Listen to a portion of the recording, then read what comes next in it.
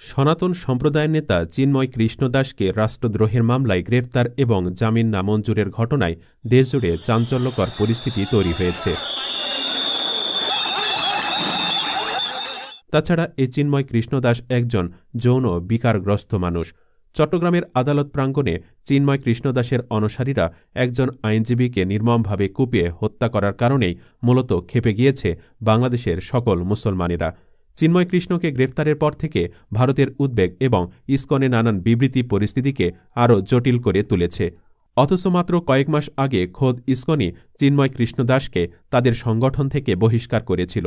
বন্ধুরা, আজকের ভিডিওটিতে আপনাদের জানাবো বর্তমানে ব্যাপক আলোচিত সমালোচিত চিন্ময় কৃষ্ণ দাস আসলে কতটা যৌন বিকারগ্রস্ত ও নারীলোভী একজন মানুষ এবং তার বিভিন্ন অবৈধ কর্মকাণ্ড সম্পর্কে। তাছাড়া আরও খোলাসা করব ইসকনের সকল অপকর্মগুলো।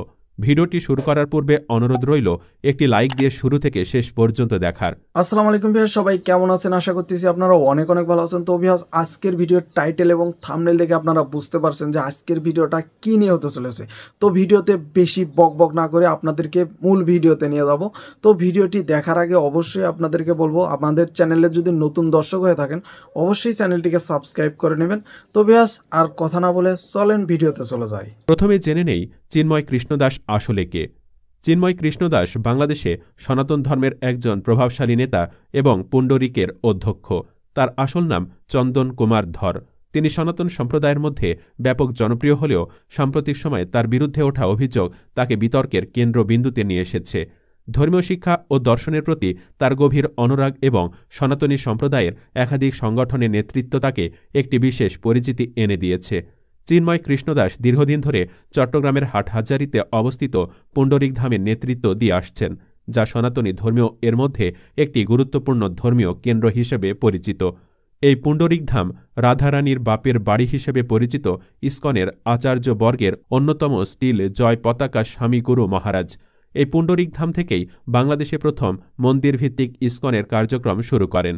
এমন গুরুত্বপূর্ণ ধর্মীয় তীর্থস্থানে নেতৃত্ব দেওয়ার কারণে চিন্ময় কৃষ্ণ দাস তার অনুসারীদের কাছে চিন্ময় প্রভু হিসাবে ব্যাপক জনপ্রিয় হয়ে ওঠেন। তার বক্তৃতা, ধর্মীয় অনুষ্ঠানের আয়োজন এবং ভক্তদের প্রতি আবেগপূর্ণ দিক নির্দেশনা তাকে সনাতন সম্প্রদায়ের একটি শক্তিশালী কণ্ঠস্বর হিসাবে প্রতিষ্ঠিত করেছে। সম্প্রতি চট্টগ্রামের নিউ মার্কেট মোড়ের 0 পয়েন্ট স্তম্ভের ওপর বৈষম্যবিরোধী ছাত্র জনতা একটি জাতীয় পতাকা উত্তোলন করেছিল। 25শে অক্টোবর বাংলাদেশ সনাতন জাগরণ মঞ্চের উদ্যোগে চট্টগ্রামের লালদিঘি মাঠে একটি মহাসমাবেশ আয়োজন করা হয়। সেই মহাসমাবেশের সময় বৈষম্যবিরোধী ছাত্র জনতার টানানো জাতীয় পতাকার ওপর সাম্প্রদায়িক ধর্মীয় গোষ্ঠী ইসকন গেরুয়া রঙের ধর্মীয় পতাকা উত্তোলন করে, যা একটি স্বাধীন রাষ্ট্রের অখণ্ডতাকে অস্বীকারের শামিল। সে রাষ্ট্রদ্রোহী মামলায় চিন্ময় কৃষ্ণ দাসকে ঢাকার শাহজালাল আন্তর্জাতিক বিমানবন্দর থেকে গ্রেফতার করা হয়। এরপর তাকে সেখান থেকে চট্টগ্রামে আনা হয় এবং চট্টগ্রামের আদালতে তোলা হলে আদালত তার জামিন নামঞ্জুর করে। তার জামিন বাতিলের পর আদালত প্রাঙ্গণে তার অনুসারীরা বিক্ষোভ করলে একসময় বিক্ষোভটি সহিংসতায় রূপ নেয়। তাকে বহনকারী প্রিজন ভ্যানটি ঘিরে ধরে কয়েক ঘণ্টা আটকে রাখে বিক্ষুব্ধ হিন্দুরা। এমন পরিস্থিতিতে প্রিজন ভ্যান থেকেই পুলিশের হ্যান্ডমাইকে চিন্ময় কৃষ্ণ দাস তার সমর্থকদের শান্তিপূর্ণভাবে আন্দোলন করার আহ্বান জানানো হয়। কিন্তু তারপরও পরিস্থিতি নিয়ন্ত্রণে না আসায় পুলিশ সাউন্ড গ্রেনেড নিক্ষেপ ও লাঠিচার্জ করে। এরপর পরিস্থিতি রণক্ষেত্রে পরিণত হয়। উগ্র হিন্দুত্ববাদীরা চট্টগ্রাম আদালতের আশেপাশে ব্যাপক ভাঙচুর করে সাধারণ মানুষের জানমালের ক্ষতি করতে থাকে। এমনকি তারা আশেপাশের মসজিদে পর্যন্ত হামলা চালায়। তখন সাধারণ ছাত্র জনতাও বিক্ষোভকারী হিন্দুত্ববাদীদের প্রতিহত করার চেষ্টা করে। এক পর্যায়ে হিন্দু জঙ্গিরা সাইফুল ইসলাম আলিফ নামের আইনজীবী ভাইটিকে নির্মমভাবে কুপিয়ে হত্যা করে। আর এতে বোঝা যাচ্ছে এই ইসকন সংগঠনটি কতটা ঘৃণ্য ও নিকৃষ্টতম সংগঠন। তো বন্ধুরা, আপনারা কে কে সাইফুল ভাইয়ের হত্যার সুষ্ঠু বিচার চান কমেন্টে লিখে জানান। তো চলুন এখন জেনে নেই চিন্ময় কৃষ্ণ দাসের যৌন নিপীড়ন এবং অনৈতিক কার্যকলাপ সম্পর্কে।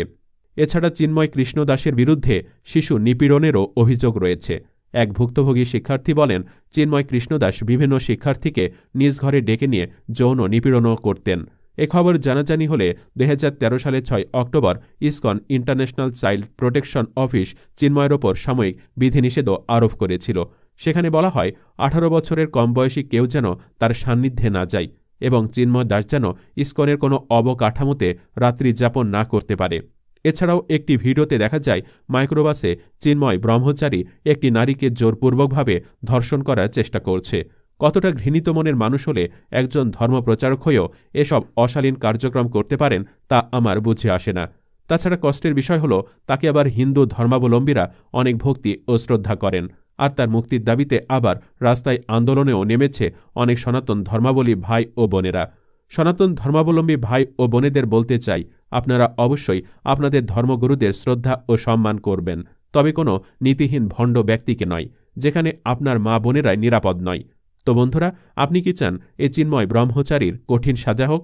কমেন্ট বক্সে জানিয়ে দিন আপনার মূল্যবান মতামত।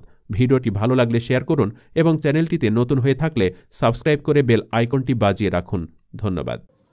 তো ভিউয়ার্স, আজকের ভিডিওটি এই পর্যন্তই ছিল। ভিডিওটি আপনাদের কাছে কেমন লেগেছে? যদি ভালো লেগে থাকে অবশ্যই একটা লাইক দিবেন। চ্যানেলে নতুন হয়ে থাকলে অবশ্যই চ্যানেলটিকে সাবস্ক্রাইব করে নেবেন, কেননা আমাদের এই চ্যানেলে অল টাইম কিন্তু নিউজ রিলেটেড ভিডিওগুলো আপলোড করা হয়। তো ভিউয়ার্স, অবশ্যই সাবস্ক্রাইব করবেন। সবাইকে অসংখ্য ধন্যবাদ এতক্ষণ আমাদের সময় দেওয়ার জন্য। পরিশেষে সবাইকে বাই।